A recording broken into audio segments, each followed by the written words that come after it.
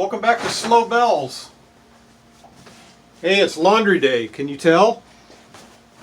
I'm in Hampton, Virginia right now, just a couple hours away from the boatyard in Norfolk where I'm going to haul out the boat first of next week.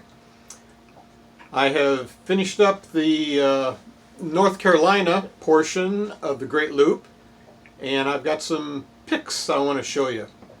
Check it out.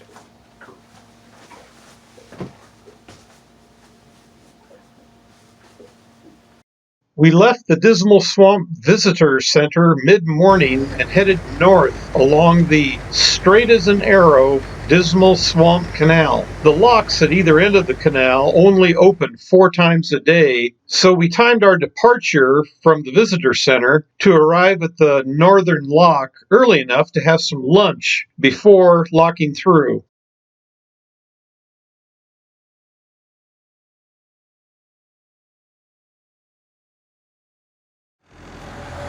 It had to be, but I just don't remember the cars 7 years ago. Yeah, there is a lot of traffic on that road.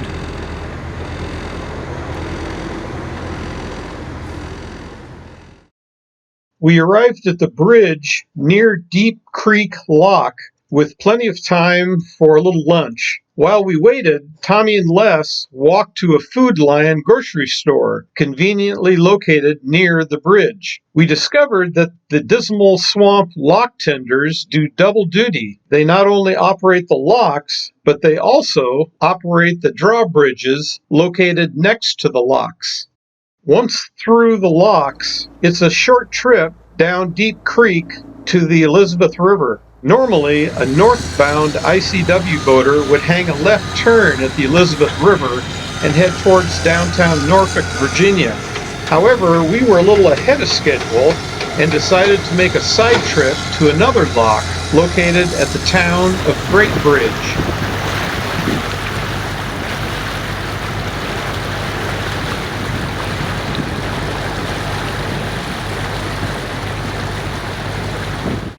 Great Bridge has a free bulkhead you can tie up to on the west side of the bridge, and a free dock you can tie up to on the east side of the bridge. Neither of these two locations has water or shore power connections, and boaters can get fined by the city if they remain here for more than 24 hours. There is no grocery store that I know of within easy walking distance of these free docks, but there are some restaurants that you can walk to easily. There is also a very nice library within walking distance of the free docks.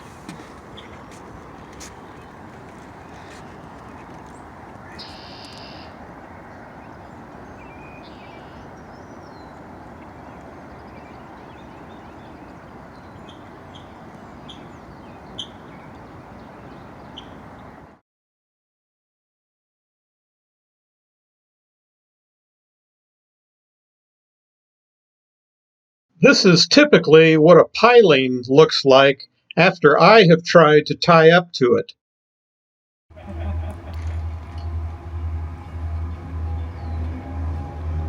The next day after lunch, we passed through the Great Bridge Lock a second time and headed towards downtown Norfolk on a picture-perfect day.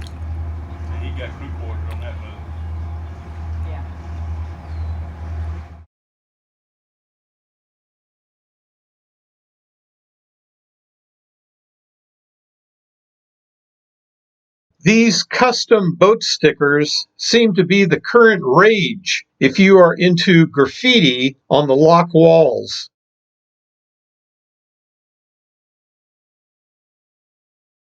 There are several bridges scattered through the Elizabeth River in the vicinity of Norfolk. A trawler can sneak under most all of these bridges, assuming none of the railroad bridges have been lowered for an approaching train.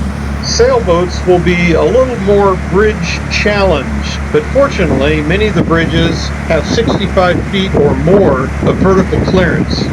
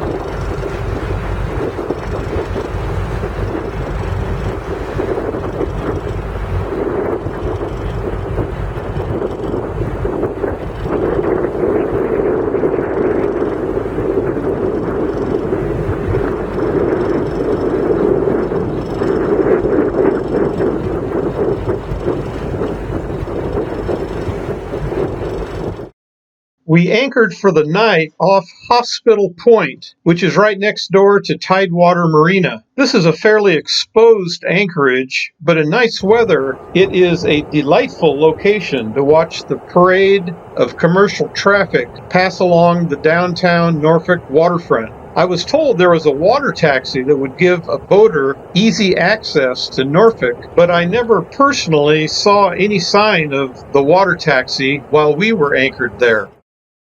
The next morning, we joined the parade of pleasure craft, tugs, tour boats, and ships. We motored past the huge Navy base with a wide variety of warships tied up to the Navy docks. Although sunny, we started to encounter a building wind, and I think everyone breathed a sigh of relief when Tommy turned the corner and headed the boat into the protected waters of Hampton, located north of Norfolk.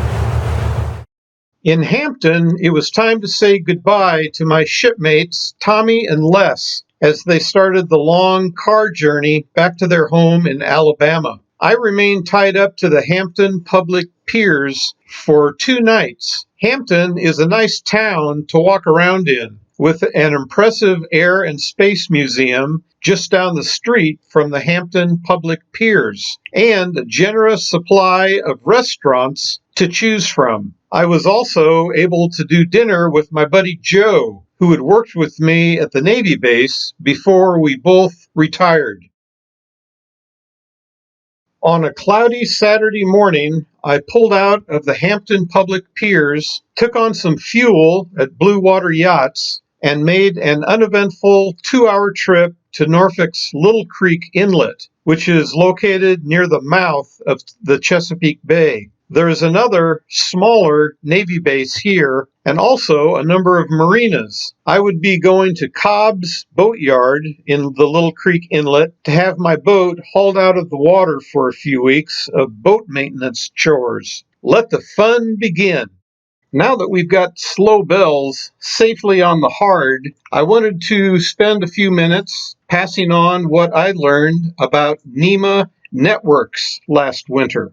There were 3 pieces of marine electronics equipment on my boat that needed to share information with each other. My AIS transceiver needed to send AIS information to my Garmin chart plotter so that I could see which ship or barge I was about ready to run into. Also, if I ever needed to use the distress functionality on my VHF radio, my chart plotter needed to pass the latitude and longitude we were at to the radio, so the radio could pass along this information as part of its automated DSC, distress message functionality.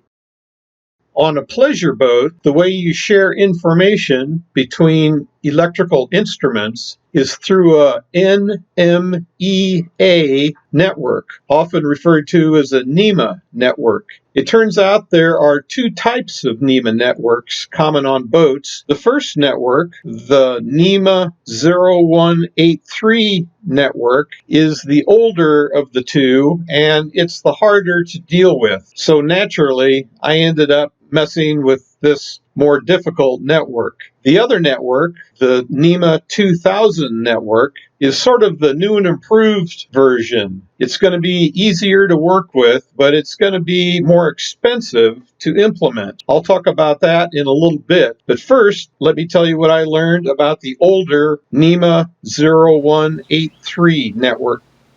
By the way, when I discovered that I had to start messing with networks to pass information from one instrument to another, my knee-jerk reaction was, oh man, I will never figure this out. But I did figure it out, so there is hope for even the network challenged boaters among us.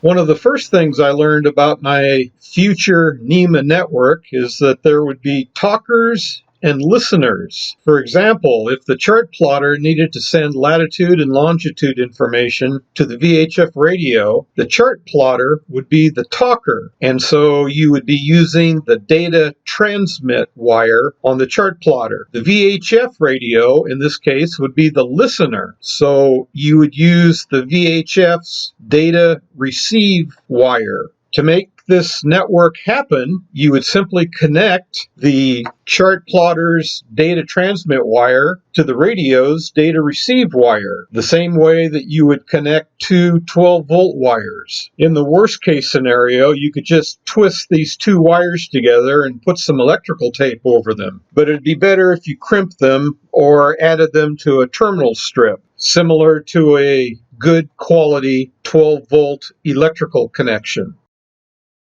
These NEMA transmit and receive wires are going to be part of a larger wire bundle that plugs into your electrical device. For example, this picture shows the wire bundle for my VHF radio. And as you can see, there's a number of wires in this wire bundle used for a number of different purposes. In this example, the wire that's going to be of interest to us is this GPS data in wire. That's the wire that's going to receive the latitude and longitude information that's coming from the chart plotter.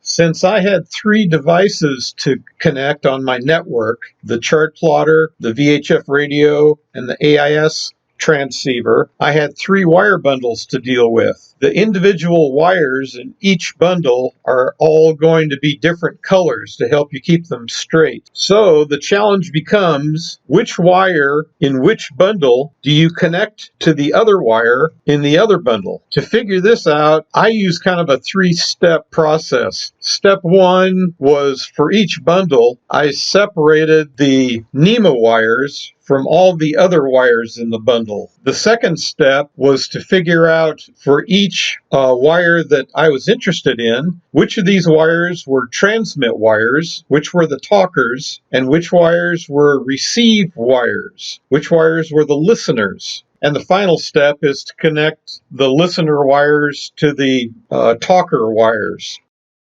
There are at least three different sources for additional information as you try to figure all this out. The first and best source is going to be the owner's manual that came with your electrical device. This is going to tell you which color wire performs what function. The second source of help is going to be the customer service department for the manufacturer where you purchased your piece of equipment. And the third source of information to help you out is going to be the internet, your favorite boating forum to ask questions about this process of hooking up the NEMA networks. In my case, I used all three sources and I was able to eventually figure it out. But yeah, it was kind of frustrating. And I made some mistakes along the way, but I did eventually figure it out and get it working.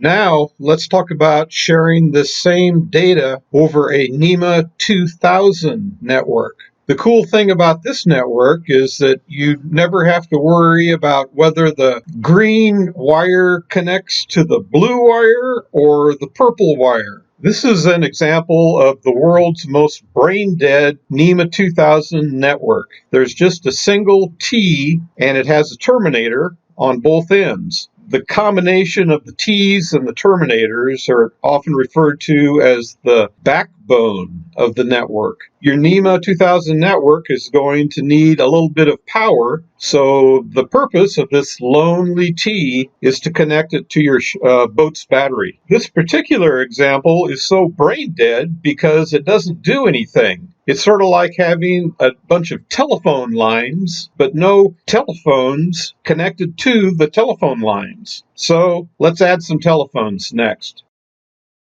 The first thing I'll add to this imaginary network is a chart plotter. To do this, all you have to do is add another T and move that terminator down to the end of the T that you just added. The chart plotter connects to this new T with a NEMA 2000 cable. That's all there is to it. No green wire, no blue wire, just a single NEMA 2000 cable connecting the chart plotter to the backbone of the network. However, this example is also pretty brain dead because the chart plotter doesn't have anybody to talk to, but we can fix that. We could also add a VHF radio to our NEMA network, or we could add AIS, or how about a NEMA 2000 depth sounder? What about an autopilot? There's really no end to the list of toys you can put together on this NEMA 2000 network. It seems to me this is kind of like the Lego approach to data sharing networks.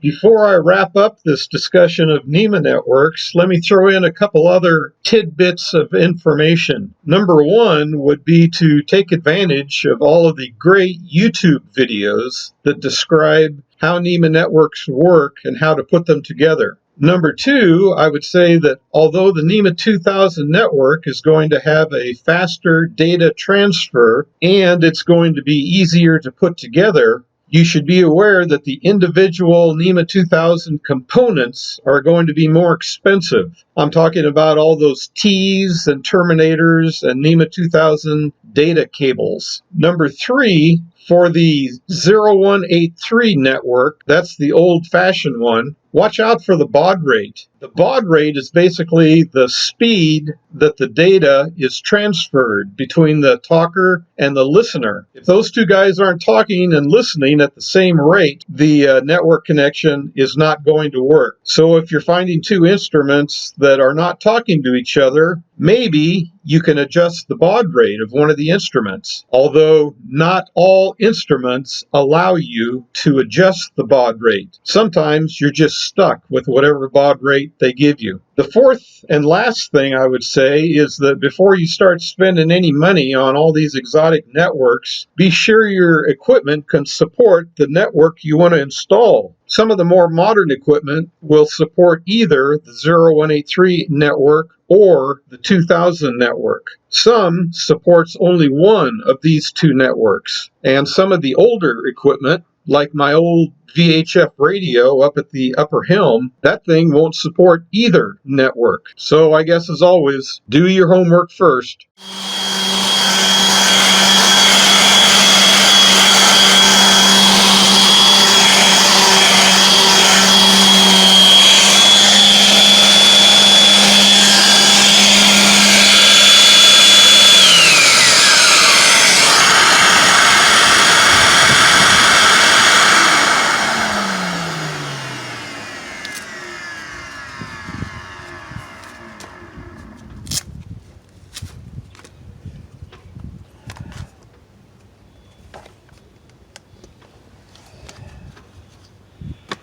Man, how people do this for a living is beyond my comprehension.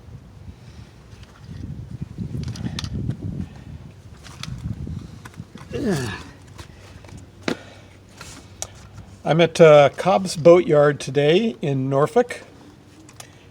The big projects for this haul out are putting some fresh bottom paint on the hull and doing a little touch-up work on some of the blue trim on the hull, and fresh fluids and filters in the engine room.